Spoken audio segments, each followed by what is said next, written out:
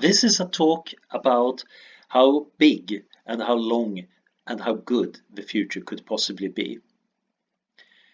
So humanity has not been around for that long. Anatomically modern humans showed up on the scene for about 100,000 years ago, and written history is just a few thousand years. Yet the universe is about 13.7 billion years old. And before us, there was a tremendously long period of time where immensely grand processes were occurring. And by symmetry, we should assume that the future could at least be equally big. And my argument here is that it's possible to somewhat rigorously analyze these possibilities and try to see how much can be achieved by humanity or humanity's successors or other forms of intelligent life, and analyze also how good are they according to different value systems. One of the problems when speaking about the future is that human action and culture and luck, they are unpredictable. Even if you don't believe that we have free will, we're still chaotic, complex systems that are hard to predict. And we are living in an interactive way that also generates behaviors that amplify random factors that we don't know very much about. Fashion and markets are anti-predictable. You earn a good living by doing what people don't expect you to do. And as Karl Popper pointed out, we can't predict what ideas we will be getting in the future, because then we would already have them. Yet we can use known physics to place conservative upper bounds of what's possible. We can also use exploratory engineering, that is, making blueprints for imaginary technologies, still based on what engineering and physics we understand, to show that this would be possible if somebody put together the parts in the right way. So in the following, I'm going to give a very brief overview of things that have shown up in my research to get a sense of just how much future there is and how grandiose it could be. I'm not going to give strong motivations for this. I'm very happy to have that during the question period or discuss it later. But I want to show that it looks like the future could make the past look rather pale. First of all, if we survive and get our act together, it looks like we can achieve post-scarcity societies. That is, we can continue growing our material wealth in a sustainable way, probably far, far beyond what the levels we currently have in the developed world. There are good reasons to believe this based on our understanding of biology and of nanotechnology. Recycling is possible once you have nanotechnology and enough energy. Can we get enough energy? Well, it looks like solar power and some other renewables are set to become significant enough, maybe supplemented by a bit of nuclear power, and that is even leaving out potential for things like fusion power, to actually power endless recycling. It also looks like developments in artificial intelligence is enabling not just material post-scarcity, but also service post-scarcity, that we might reduce the amount of labor we need to do in order to reach these material heights. Also, trends in longevity and health and biotechnology suggest that we are, in the long run at least, likely to enjoy far greater health and well-being and mental capacity in the past. We are already seeing health spans increasing tremendously just because of relatively basic medicine, simple things like vaccines, but also things like improved working safety and better nutrition. Current results in biogerontology point at ways of slowing down aging and a lot of other interesting potentials for improving our health. It also looks like biotechnology and agricultural technology enables indefinite sustainable existence. It's worth noticing that right now, most work on sustainability aims at making us more sustainable, rather than figuring out the end game. But one can also analyze it as a kind of existence proof, closed ecosystems, and demonstrate that it's possible to actually have agricultural systems that perfectly recycle everything indefinitely. Of course, we might not want to just survive for a billion years. The biosphere has about 1 billion years to go before the sun starts becoming too bright to maintain it. But we might actually want to put up a solar shade and add literally billions of years to the lifespan of the biosphere. No matter if it's used to humanity, we might still want to do it for its own sake. But of course, expanding to space also will enable humanity to grow much bigger. The solar system has at least the resources for populations up to about 10 trillion. Now, were we to also make the jump to nearby stars and then continue from there, we would get access to the Milky Way. This might happen using sublight transport. If you have fusion power and nanotechnology, it's possible to settle in the Oort cloud, and these Oort cloud objects do over time overlap between solar systems, so one could imagine a slow population growth and spreading between habitats eventually encompassing the galaxy. One can also go faster, of course, using, for example, laser propulsion, like proposed by the Breakthrough Starshot project, that aims at sending small probes at 20% of light speed to nearby stars within a few decades. That's obviously a too small spacecraft to send an entire human, let alone a settling population. But we might imagine using nanotechnology to send these probes to our solar system, have them wrap around an asteroid, build a bit of solar panels, build a little bit of factories, build more solar panels, and convert that asteroid into a beachhead that could then be turned into a habitat, maybe filled with a biosphere and humans, or maybe be settled by robots or software post-humans. This way, the Milky Way could become home for at least 10 to the power of 29 people. One could also repeat this over intergalactic distances if one were to travel sufficiently fast to spread across a fairly sizable chunk of the visible universe, up to 4.7 gigaparsec, and that would allow at least 10 to the power of 38 people, an unimaginably large number of human lives. What would we want to do with the universe? Well, survival is an obvious thing. And even if we just survive as long as other mammalian species, that's still a matter of many hundreds of thousands of years. Yet, if we manage to control existential risk and ward off many of the bigger risks, we could probably survive as long as the Earth's biosphere remains, on the order of 1 billion years. Were we to settle the solar system, we can live there at least until the sun starts turning into a red giant and it's time to leave. That's 5 billion years. Yet if we settle just the Milky Way, we have the stelliferous era with literally trillions of years ahead of us.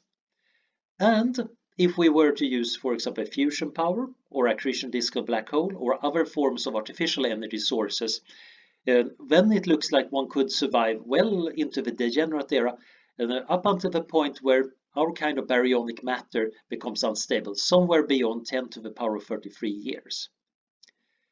What do we do during that time?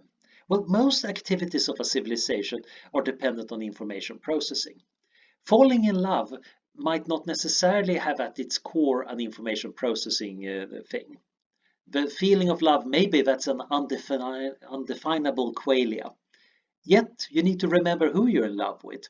You need to actually do something about your feelings.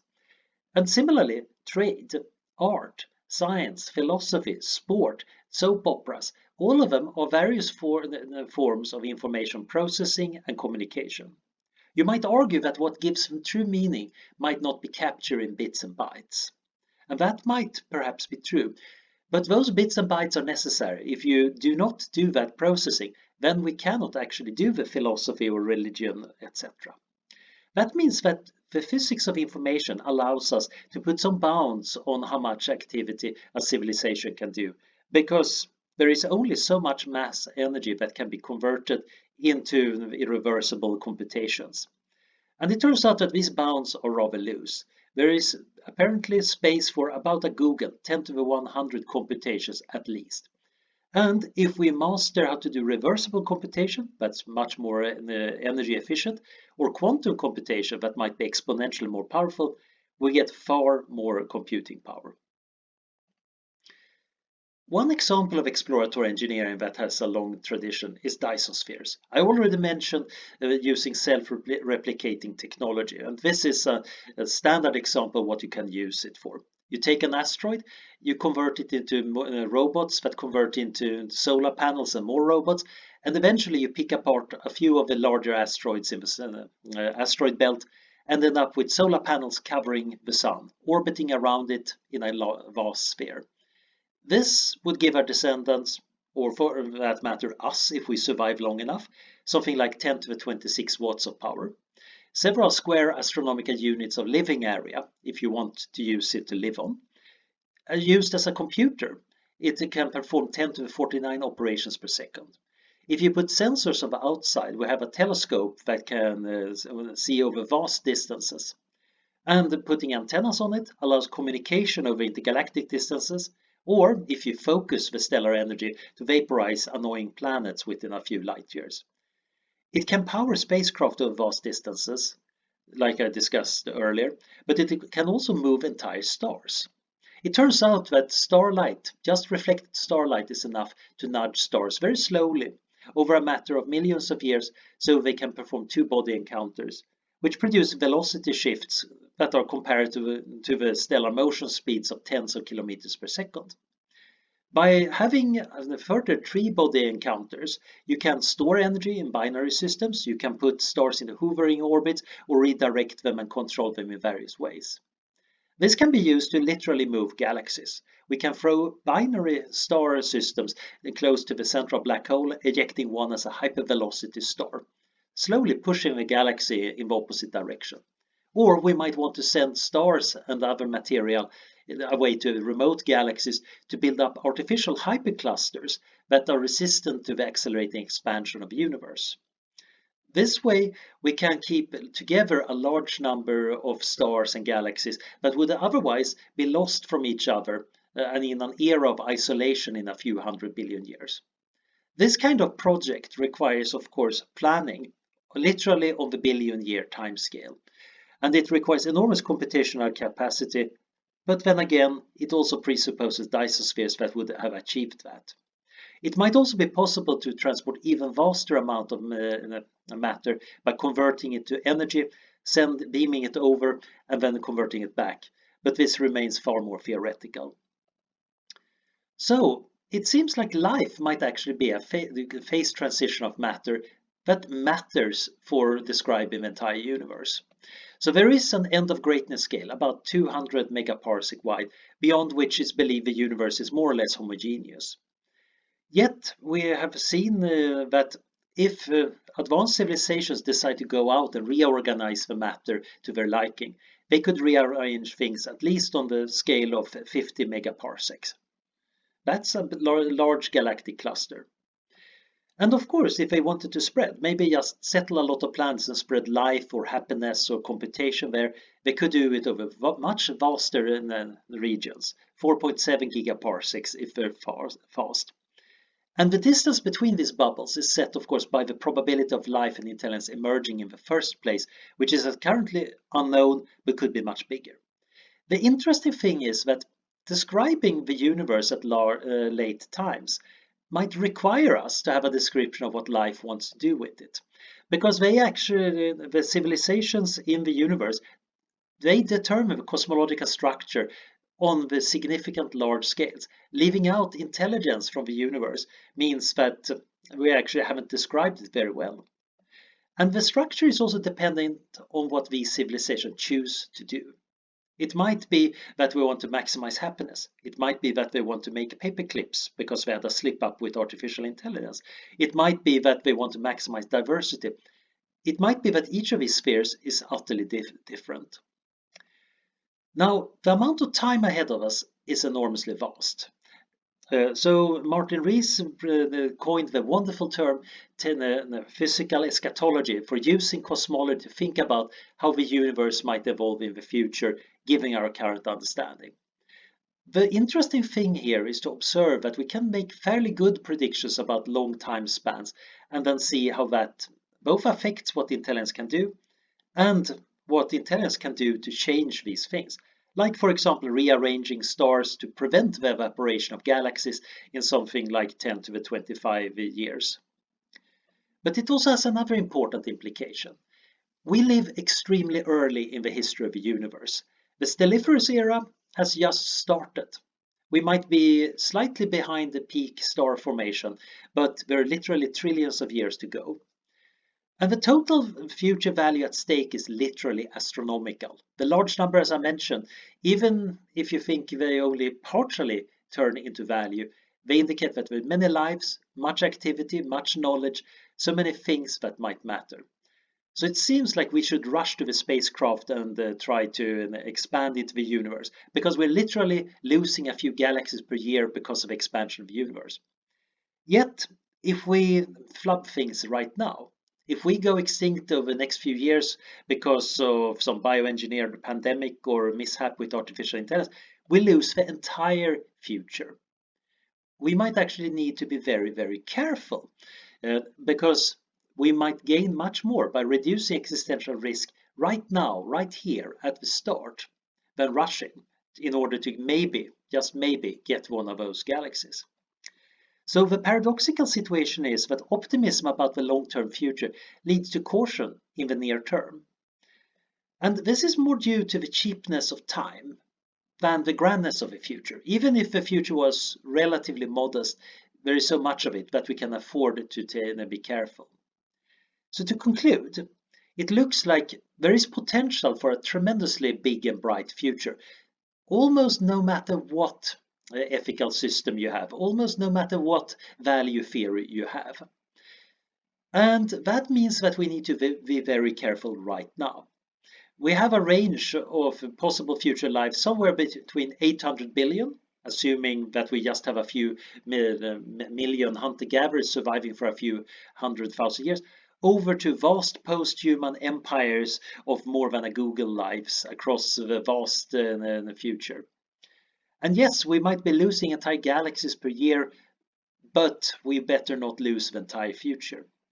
Another important thing is to observe that before we undergo the great exodus to spreading across the universe, it might behoove us to coordinate very, very careful, because once we started spreading, it's very hard to go back and communicate and set up the coordination necessary to maintain peace, maximizing value, synchronizing our watches and sharing encryption keys. And we need to figure out what the good steps are. Will MacAskill called this the long reflection. And it might sound utopian that we sit down and get our act together, but we can build the tools to make the tools to make the tools to allow us to do a long reflection. I think it's important to have a positive vision for the future, not just to happily get out of bed in the morning, but also to work on reducing the risks and the dangers that are ahead of us. And I think we should recognize that the mirror image of existential risk is existential hope. Things can turn out really well. In fact, they can turn out to be really grand.